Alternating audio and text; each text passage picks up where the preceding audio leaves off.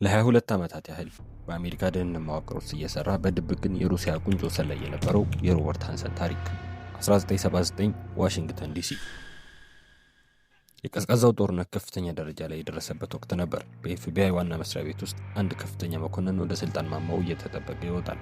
ስሙ ሮበርት ሃንሰን ይባላል። የሱ ስራ የሩሲያ ሰላዮችን ማዳን፣ በአደገኛ ቀጠና ውስጥ ያሉ የአሜሪካ ሰላዮችን መጠበቅ ነበር። ለዓመታት የሃንሰን የሥራ መዝገብ እንከን አልባ ነበር። ቢሮ ሙሉ እምነቱን ጣለበት። ከፍተኛው የሚስጥር ደህንነት ፈቃድ ተሰጠው። ይህ የሶቪየት ሰላዮች መረብን፣ የኒውክሌር ጦርነት አቅዶችን፣ የአሜሪካ እጅግ ስስ ሚስጥሮችን እንዲያይ በር ከፈተለት። ህዳር 1979 የመጀመሪያው ክህደት። ታማኝነቱ ወደ ክህደት ተቀየረ። ሃንሰን በቀጥታ ከሶቪየት ወታደራዊ ደህንነት ጋር ግንኙነት መሰረተ።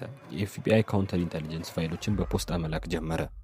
የጥፋቱ መጠን 6000 ገጾች እጅግ ሚስጥራዊ የሆኑ ሰነዶችን ለሞስኮ ተሸጡ። የወኪሎቹ መጋለጥ በእርሱ መረጃ ሳቢያ በጠላት ቀጠና ውስጥ የነበሩ በርካታ የአሜሪካ ሰላዮች በቁጥጥር ስር ዋሉ። አንዳንዶቹም ተገደሉ። ስልታዊ ብልጫ።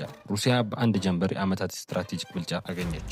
የካቲት 18 2001 ከረጅም ጊዜ ምርመራ በኋላ ኤፍቢአይ በገዛ ቤቱ ውስጥ ያለውን ፈለግ ለማዳን ወጥመድ ዘረጋ። በቨርጂኒያ ግዛት በሚገኝ አንድ መደበኛ መረጃ መለዋወጫ ቦታ ላይ ሃንሰን መረጃ ለማድረስ መጣ። በቅጽበት የኤፍቢአይ ወኪሎች ከበቡት። ለ22 ዓመታት የዘለቀው ድብቅ ድራማ በሰከንዶች ውስጥ አከተመ። ሮበርት ሃንሰን ያለምንም ይቅርታ ዕድሜ ልክ እስራት ተፈረደበት። ከ22 ዓመታት የእስር ቆይታ በኋላ በገዛ እስር ቤት ክፍል ውስጥ ሕይወቱ አለፈ። የአሜሪካ ታሪክ ትልቁን የውስጥ አዋቂ ጠላት በዚህ መልኩ አሰናበተ።